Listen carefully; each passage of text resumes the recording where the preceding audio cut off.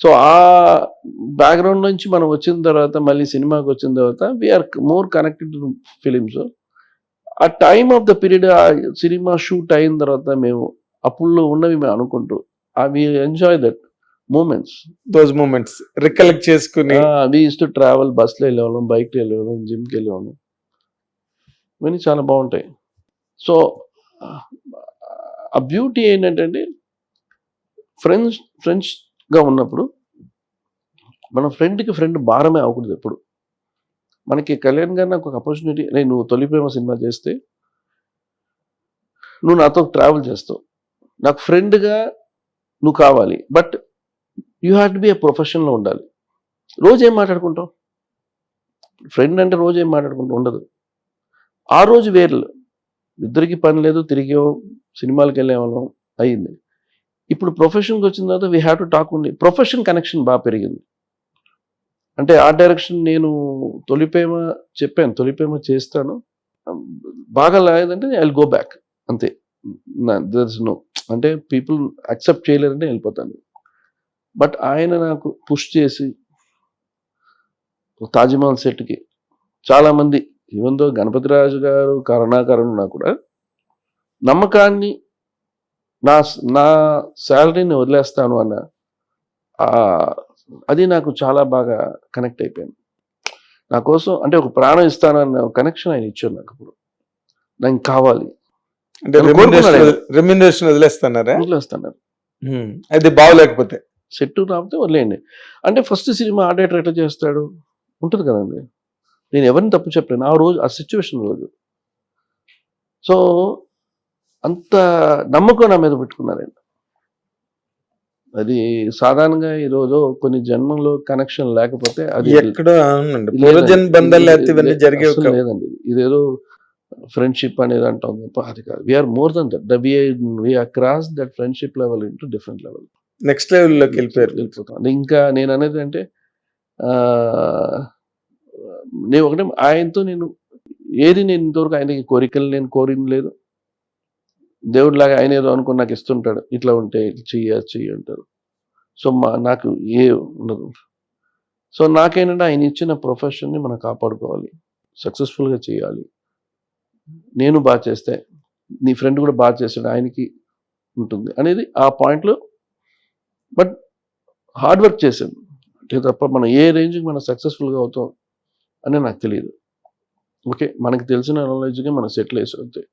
ఎవరు ఆర్డేటర్ వాళ్ళు, they have the own standards. మనం ఎవరిని కంపేర్ చేయలేం. ఎవరి స్టైల్ వాళ్ళ స్టైల్ వాళ్ళదే, ఎవరి స్టైల్ వాళ్ళదే, ఎవరికి వాళ్ళు గొప్ప వాళ్ళే.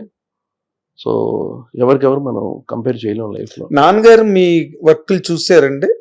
అంటే నాన్నగారు వచ్చి నేను సినిమా చేస్తాను అంటే నాన్నగారు వద్దన్నారు ఫస్ట్.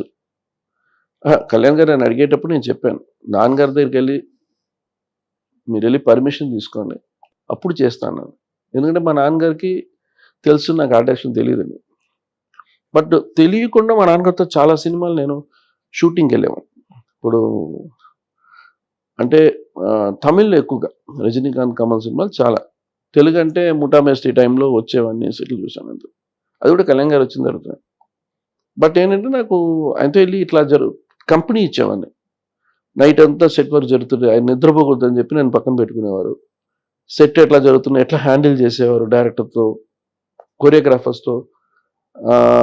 పసివాడి ప్రాణం టైంలో ఒక సాంగ్ అది ఆ చోటుకి పసివాడి మీద బెంగళూరు అనుకుంటా, మైసూర్ ఎక్కడికి వెళ్ళాం, చిన్న ఊరికే తీసుకెళ్ళేవారు. సో అవన్నీ ఉంది తప్ప దానికి నేను ఆర్డైటర్ అవుతానని కాదు. బట్ నాన్నగారికి కళ్యాణ్ గారు వెళ్ళి ఆయన అడిగిన తర్వాత ఆయన అన్నారు లేదు ఆనంద్ చేయలేడు అంటే. ఆయన అన్నారు నా పేరు స్పాయిల్ అయిపోతుంది, బికాస్ ఆయనకున్న ఎస్టాబ్లిష్మెంట్కి డెఫినెట్గా ఎవరైనా అనుకుంటారు. సో లేదు నేను నమ్మండి, నేను చూసుకుంటాను అని కళ్యాణ్ గారు చెప్పారు. అగైన్ నాకు అదొక పెద్ద రెస్పాన్సిబిలిటీ. సో ఆ రెస్పాన్సిబిలిటీ వల్ల ఐ టుక్ దట్ కాల్. కానీ అంత కమిట్మెంట్ ఎవరు చూపించరు కదండి. ఇది ఆఫర్ ఇస్తారు కావాలంటే. నేను కాదండి, దీని తర్వాత నాకు నా జర్నీలో ఫ్రెండ్స్ ఉన్నారు. అంటే ఫ్రెండ్స్ అంటే సినిమాలో ఎవరు ఒక 10 అంటే దాంట్లో సెకండ్ కూడా రీచ్ అవ్వాలి. ఆ పాయింట్ ఏంటంటే okay is a good person, good human, అంతే అంతలో ఉంటుంది తప్ప దాన్ని దాటి మేము వెళ్ళి పర్సనల్గా కూర్చునే విషయాలు లేవు. ఎందుకంటే స్ట్రగుల్స్ ఉన్నాయి బిగినింగ్. సి వాళ్ళ అన్నయ్య పెద్ద హీరో, మా ఫాదర్ ఫిలింలో ఉన్నప్పుడు మా ఫాదర్ ఆర్ట్ డైరెక్టర్, అండ్ మేము ఏం చేయకపోయినా ఆయన ఏం చేయకపోయినా ఆయనకి బ్యాకప్ ఉంటుంది. నాకు మా ఫాదర్ చేసిన వరకు ఏదో కొంతవరకు బ్యాకప్లో ఏదో మేనేజ్ చేసుకోవచ్చు, ఇదే డిఫరెన్స్. బట్ ఇండివిజువల్గా మనం ఏదో చేయాలి, మనకు నువ్వు పేరు తెచ్చుకోవాలి అనేది అక్కడ మాకు ఉండేది. ఎగ్జాక్ట్లీ. సో మీ ఇద్దరు అక్కడి నుంచి ఆ యాంగిల్స్ నుంచి ఇద్దరికి ఒకటే ఉంది. బట్ కానీ ఆయనకి ఇద్దరు ఆయనకి prove ఆయనకి ఏంటంటే నాకు నేను పైకి రావాలని అని నేను ఎప్పుడు కోరుకోలే. అంటే మన దానికి ప్లాన్ లేదు, ఏదో చేయాలి అంతే.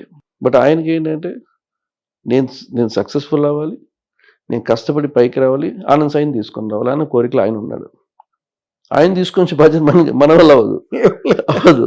బికాజ్ ఆయన నాకు షోల్డర్ చేయించారు. సో ఏం చెప్పాలి నేను దీనికి, నో వర్డ్స్. అంటే ఫ్రెండ్షిప్ అంటే ఇదే సార్. ఫ్రెండ్షిప్ అంటే చేయి మీద చేసుకొని తిరగడం కాదు. బాధ ఉన్నప్పుడు ఉండాలి, మోరల్ సపోర్ట్ చేయాలి. మన వల్ల ఫినాన్స్ ఒకటే not a friendship, it's a temporary, it won't help. ఇప్పుడు మీ కెరీర్ ప్రారంభం అవడానికి ఆయనే కారణం. తర్వాత ప్రొడ్యూసర్ దగ్గర ఆయన మీ తరఫున నిలబడ్డారు. ఒకవేళ తేడా వస్తే నా రెమ్యునరేషన్ కూడా వదిలేస్తానన్న అంత మాట మా సొంత బ్రదర్ కూడా అనడం కష్టం కదా. ఆయన నేను డ్రా చేస్తుంటాను, అవి చూసేవారు స్కెచెస్. సో ఆయన ఈ నోస్ దట్ నాకేదో ఉంటుంది. బట్ ఆయన సినిమా చెప్పిన తర్వాత అప్పుడే నేను డ్రాయింగ్లే స్టార్ట్ చేశాను.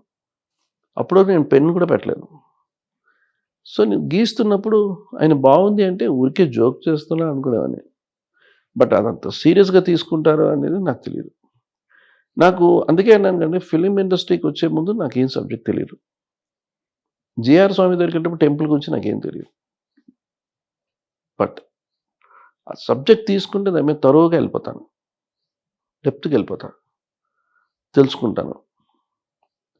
అది చేస్తే ఇంకో పని చేయను. సినిమాను టెంపుల్స్ చేయలేను అని నాకు తెలియదు, నా కెపాసిటీ కాదు అది. సో ఒకటి సినిమా వదిలేయాలి, అయితే సోమవారితో వెళ్ళి మనం నేర్చుకోవాలి. అది రెవెన్యూ వచ్చే కాదు, సాటిస్ఫాక్షన్. అది హిస్టరీలో ఉంటావా అది మనకి తెలియదు, ప్రాజెక్ట్ ఉంటుందా లేదా తెలియదు. నాకు రామేశ్వరరావు గారు పిలిచి, సాయి నువ్వు సోమవారం నీతో చేయించుకోవాలనుకుంటున్నారు, నీ డ్రాయింగ్స్ నచ్చింది, బట్ నువ్వు సినిమాలో చాలామంది ఎంతోమంది ఆర్ట్ డైరెక్టర్ అవ్వాలని కోరుకొని ఒక పొజిషన్కి వస్తానికి ప్రయత్నిస్తారు. నువ్వు ఇంత పొజిషన్కి వచ్చి ఇప్పుడు నువ్వు మా ప్రాజెక్ట్ ఉంటుందో లేదో మాకు తెలియదు, బట్ రేపు నీ టైం అంతా వేస్ట్ అయ్యి మళ్ళీ సినిమాలు వెళ్తే మళ్ళీ అగైన్ నీ కష్టం.